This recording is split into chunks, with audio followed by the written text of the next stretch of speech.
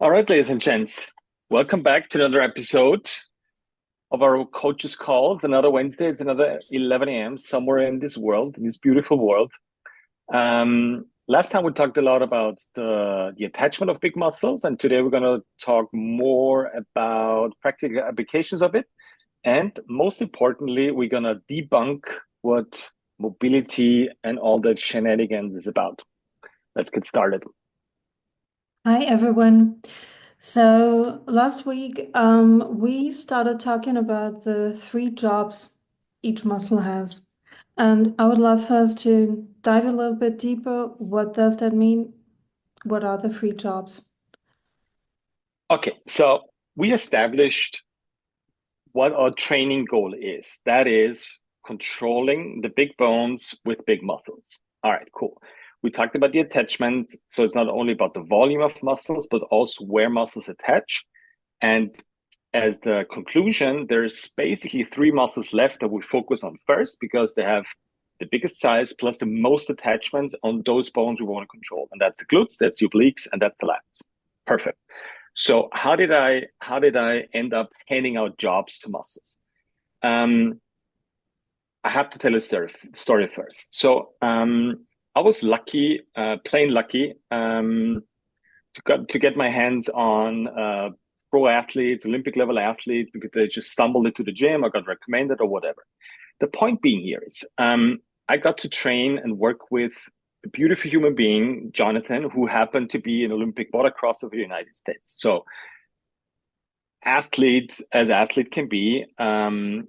We're talking about a guy that has like whatever 7% body fat, jumps to the ceiling, power snatches 100 kilos, moves like a Greek god, basically moves perfectly, etc.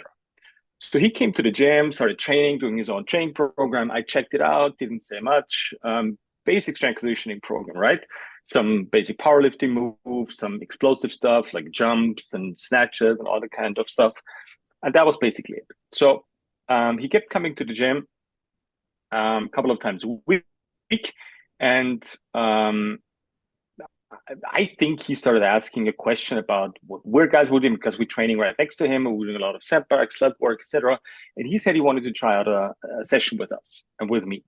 I was like, oh, okay, cool, let's do it. So we started a session with, and bear in mind, Jonathan weighed about 80 kilos, 85 kilos, Greek god, like thick muscles, round muscles, like six pack, obviously, and all that kind of stuff. So, like, pro athlete in his prime. And we started the session probably 7 or 8 years ago with a 30-kilo sandbag carry. Went outside the gym because we have a beautiful 100-meter lane out and in. On the outside was a beautiful day. So he started walking with a 30-kilo sandbag, just hugging it and just carrying it. Um, Again, he snatched like 110 kilos as a power snatch, jumped to the ceiling. So he was like really good athlete. So 30 kilos for him was almost embarrassing. But I was youngish at the time and I didn't want to fuck up the first session with the pro athlete and ruin him and whatever, because he had a long history of injuries. So I gave him a 30-kilo sandbag, started walking, and like 50 meters in, we have a 50-meter mark, it's a tree trunk. He started to walk funny, like literally turning his feet out and starting to walk. I was like, oh my God, I'm literally like I'm killing a pro athlete here. I'm destroying his career, and there's going to be repercussions from his side. So it's going to cost me a lot of money because I destroyed a pro athlete. Congratulations, Greg. Um, so 20 meters, sorry, 50 meters in, that happened, and like 20, 30 meters later, he had to drop the bag and he puked. I was like, okay, that was it. That was your career. I'm going into whatever, selling cars or insurances because that was my coaching career. I destroyed a pro athlete. Um, and I started to wonder, like, what the hell just happened? This should not have happened. This is not as exhausting as it should be. Long story short, and I asked him, like, dude, what happened? And he was like, well, it's weird. It wasn't heavy, but I never felt that kind of muscle engagement in my obliques and in my hamstrings. I was like, what? Like he was 30 something, so he'd been training for like what, 15, almost 20 years, like strength training 15, 20 years. Like this is not possible. And he described to me that feeling in a muscle is like, okay, his muscles couldn't hold the tension and were not used to holding time under long attention. And that was literally the starting point. When I thought about, okay, wait, maybe it's not just about muscles being trained, but there's different jobs that muscles have to do. And we all know those three jobs. Those three jobs are like in the literature and the textbooks is isometric, concentric, and eccentric. It's nothing new. But um, obviously, Jonathan had a hard time stabilizing, so isometrically holding tension in his obliques, glutes, hamstrings, whatever you want to call it.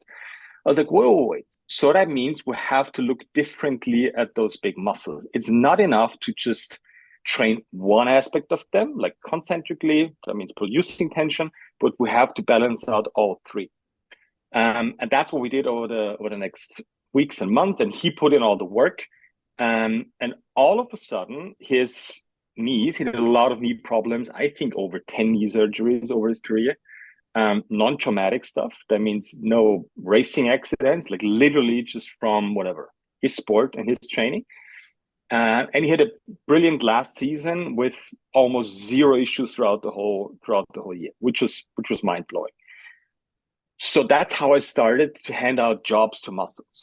And since then, we treated every exercise differently. We don't see exercises; we see problems that need to be solved. That means every issue you're experiencing, whether that's hip issues or no progress in your back squat, is always a lack of educating your body, training those three jobs equally. Now, hear me out. That means you have to balance all three, but you're not starting from an even space. That means you're very prone to something. Let's stick with the hamstring, which is mostly trained producing, like doing whatever squats, deadlifts, etc., but rarely trained isometrically and eccentrically. So that means you have to do a lot more, like a shitload more, like almost like 90-10 towards stuff that you're not doing to actually go back to balancing it out 50-50. Could you It's could not enough. Yeah. could you break it down to some practical examples? Mm-hmm. So that means, let's say you have a classic strength conditioning program, you're doing your squats and your deadlifts. So you're using the muscle to lengthen. That means producing tension. That's how the hamstring is mostly trained. Now you need to do additional stuff where you train your hamstrings isometrically, which is carries, for example, or eccentrically, which is, for example, going down in a box squat, like my favorite exercise ever. So that means to balance out your hamstring producing all the time, so Romanian deadlifts, normal deadlift, squatting, you have to do like not equally, but even more of the other stuff because you're not starting from like 50-50, you're starting from 90-10 towards producing hamstring through squatting and deadlifting. So you have to bring way more of the other stuff in to actually get to 50-50. So that's how we treat every single big muscle in the body. We're not going to overcomplicate it because, for example, the box squat, if you do it properly, covers all of it, which is why I love it so much. Because once you take your hips and go back, that means your hamstrings have to absorb because they literally get shorter. I'm sorry, they lengthen. My bad. When you get up, it's the opposite. So they have to produce when you stand up from the bench. So there's a couple of exercises and that's why I focus so much on the position as well, is if you do it correctly, you can get a big bang for your buck. That's how I stumbled more or less into handing out jobs to muscles. And let's put it like this. It has never not worked since then. So until it stops working, I'll keep doing it. So for me, any non-traumatic issue, let's say you have back pain, is a discrepancy between those three muscle jobs. They're not equally distributed. It's not a muscle problem per se, it's not as easy as saying, okay, your hamstring is a problem or your hamstring is weak. No, that's not precise enough. Your hamstring lacks A, B, C, or D jobs of executing. And that's how we can structure training. That's how we can bring the carries in. That's how we can bring in whatever is missing to focus on solving that problem specifically for the person in front of us. Do you have like go-to exercises now or moves you like to do with people when they do have lower back issues that you have seen like kind of like always working? Yes. So we have three templates available. So we have one for the hip, one for the shoulder, and one for the trunk. Trust me, every single exercise in there is working if you do it correctly. Plus, it's also balanced out through all the muscle jobs. So you don't have to think about anything. It's like do those exercises that are in there, watch the videos, pay attention what your execution is, and you will cover all of it. Because it needs to stay practical, right? Nobody can think about whatever muscle jobs in the training. That's why we created the templates. That's why we have created the practical application. That's how you can train on how to learn position with tension, so you can feel the difference in whatever your lower back pain or squatting 200 kilos, whatever it is. Now, for instance, if I had lower back pain, would you advise me to start off with the template for the obliques or more like for the hips if I don't know where to begin?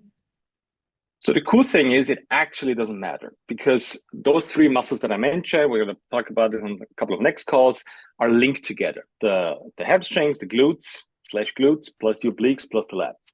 So it doesn't matter where you start as long as you start. You can start with the trunk template, you can start with the shoulder template, you can start with the hip template. At the end of the day, it's gonna pay always towards what your issue is. If you want to be super fancy, do all three templates, like one on Monday, one on Wednesday, one on Friday. That's gonna solve a lot of problems for you out there.